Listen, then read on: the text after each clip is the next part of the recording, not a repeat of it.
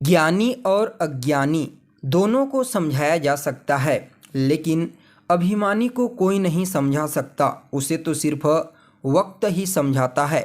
नमस्कार दोस्तों, मैं ज्योतिष आचार्य वासुदेव मिश्रा आपका अपने चैनल सत्य की खोज में हार्दिक अभिनंदन करता हूं। दोस्तों, आज का यह ज्योतिष का कार्यक्रम आप लोगों के लिए यानी कि कन्या राशि वालों के लिए बेहद ही ज़्यादा खास कार्यक्रम साबित होगा। आज हम चर्चा करेंगे आपके साप्ताहिक राशिफल के बारे में। जी हाँ दोस्तों, हर बार की तरह इस बार भी मैं आपको बताऊंगा आप लोगों के लिए कैसा रहेगा आपके जीवन काल का 11 दिसंबर से लेकर 17 दिसंबर के मध्य का समय। जी हाँ, संपूर्ण साप्ताहिक राशिफल के बारे में चर्चा करेंगे, जिसमें ग्रहों की स्थिति के आधार पर किस प्रकार का परिणाम आपको आने वाले 7 दिनों में मिलेगा और जो ग्रह नेगेटिव रूप से आपको प्रभावित करेंगे उसे अपने फेवर में करने के लिए आपको कौन सा उपाय करना चाहिए, हर एक जानकारी आपको बताएंगे। इसलिए कार्यक्रम को बिना मिस किए अंत तक देखिए। और अगर आप अपनी जन्म कुंडली पर हमसे परामर्श लेना चाहते हैं तो वीडियो के अंदर और डिस्क्रिप्शन बॉक्स में आपको नंबर मिल जाएगा, जहां से आप संपर्क करके अपनी जन्म कुंडली का विस्तार के साथ विश्लेषण करवा सकते हैं। तो दोस्तों देखिए, साप्ताहिक राशिफल में मुख्य रूप से चंद्रमा के गोचर की गणना की जाती है। क्यों? क्योंकि चंद्रमा मन का कारक होता है और जो कुछ भी हम सोचते हैं समझते हैं उसे ही अपने जीवन के हर क्षेत्र में लागू करने का प्रयास करते हैं।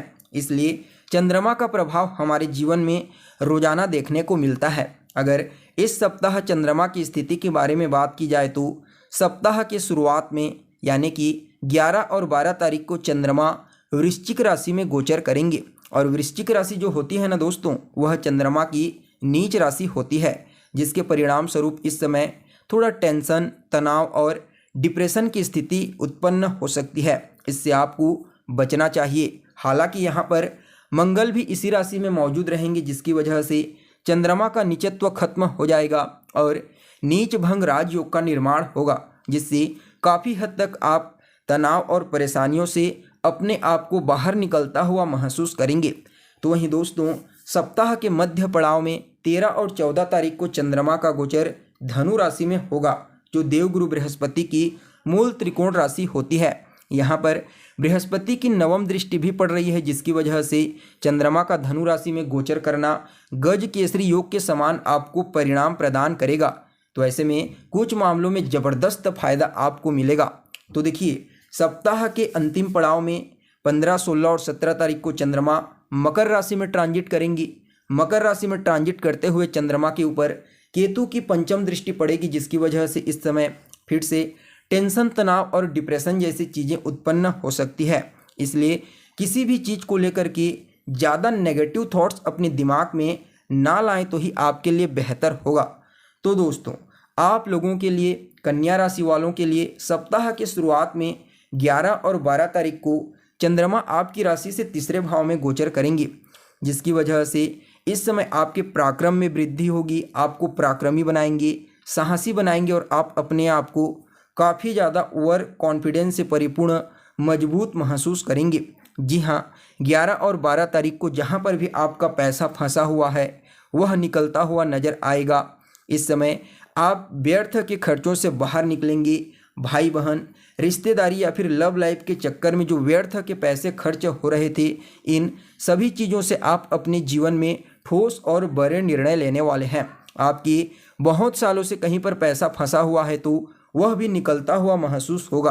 प्रमोशन के चांसेस बेहद ही ज़बरदस्त तरीके से बने हुए हैं। इसके अलावा खानदानी संपत्ति का विवाद हो सकता है, लेकिन धन प्राप्ति के रास्ते अवश्य खुलेंगे।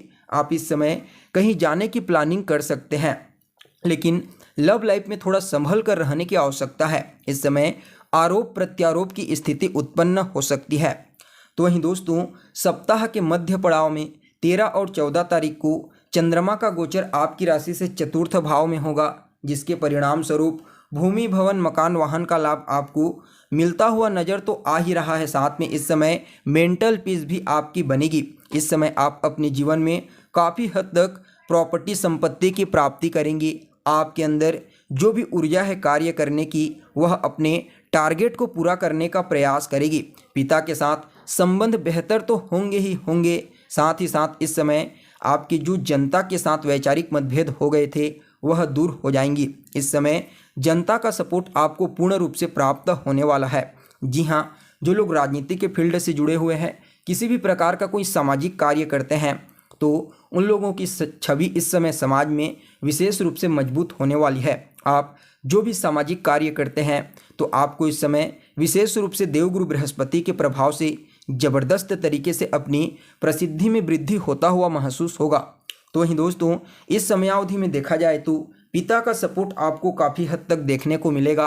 कार्य क्षेत्र में जो भी रुकावटें पैदा हो रही थी, आपके सीनियर अधिकारी उन सभी प्रकार की रुकावटों को दूर कर देंगे। अपने से उच्च लेवल के अधिकारियों के साथ, आपके बॉस के साथ आपका जो तालमेल पिछले समय से खराब हो चुका था वह भी ठीक होता हुआ आपको महसूस होगा। जी हाँ, मध्य के समय में कई मामलों में आपको आपके सीनियर का सपोर्ट मिलेगा, जिसकी वजह से जो परेशानी अभी तक आपको फेस करनी पड़ रही थी अपने कार्य क्षेत्र में वह अवश्य ही दूर होगी। साथ ही साथ देखा जाए तो गज के स्त्री योग का भी प्रभाव तो आपको अपने जीवन में देखने को मिलेगा, जिसकी वजह से इस समय आप अपने जीवन के कई डिसीजन को बहुत ही बेहतरीन तरीके से लेने में कामयाब होंगे। साथ ही साथ देखा जाए तो ईमानदारी को फॉलो करना आपके व्यक्तित्व में रहेगा। आपके साथ जो भी कार्य करते हैं या फिर आपके परिवार के जो लोग घृणात्मक व्यवहार करते हैं उन लोगों के साथ तालमेल अच्छा होगा। और सालों से जो नौकरी नहीं लग रही थी, प्रयास कर रहे थे, उसमें भी आपको काफ़ी हद तक सफलता मिलने की प्रबल संभावना नज़र आ रही है। इस समय एफर्ट कीजिए, मेहनत कीजिए, निश्चित तौर पर आपको किसी न किसी फील्ड में कामयाबी अवश्य ही प्राप्त होगी।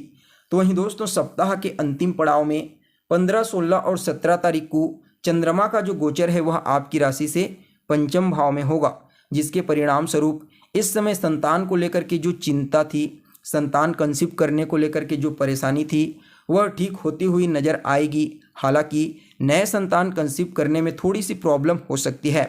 तो वहीं दोस्तों, अगर आपका कोई इंटरव्यू है या फिर किसी भी प्रकार का कोई रिजल्ट आने वाला है तो आपको थोड़ा ज़्यादा ही इस समय मेहनत करने की सलाह दी जाती है अगर आप इंटरव्यू देने के लिए जाएंगे तो, क्योंकि चंद्रमा के ऊपर केतु की पंचम दृष्टि रहेगी, जिसकी वजह से टेंशन, तनाव और डिप्रेशन की स्थिति उत्पन्न होगी। इसलिए आपका मन स्थिर नहीं रह पाएगा और यह आपकी विफलता का सबसे बड़ा कारण बन सकता है। इसलिए थोड़ा सा आपको इस समय इन चीज़ों पर ध्यान देने की आवश्यकता है। तो वहीं दोस्तों, लॉटरी, सट्टा, शेयर, इन फील्डों में भी आप इस समय पैसा ना ही लगाएं तो आपके लिए बेहतर होगा, अन्यथा आपको नुकसान का सामना करना पड़ सकता है। साथ ही साथ देखा जाए तो पेट और पैरों से रिलेटेड समस्याएं भी आपको इस समय थोड़ी बहुत परेशान कर सकती है। हालांकि पैसों की कोई कमी नहीं होगी इस समय, यह एक पॉजिटिव पॉइंट है। जी हाँ, धन का आगमन आपके जीवन में बराबर मात्रा में होता रहेगा। और जिन लोगों को विदेश जाना है उनके लिए भी समय बेहतर है। वीज़ा, ग्रीन कार्ड या फिर किसी भी प्रकार की कोई कानूनी परेशानी थी तो उसमें आप बाहर निकलेंगे और आपको विदेश जाने का मौका प्राप्त होगा।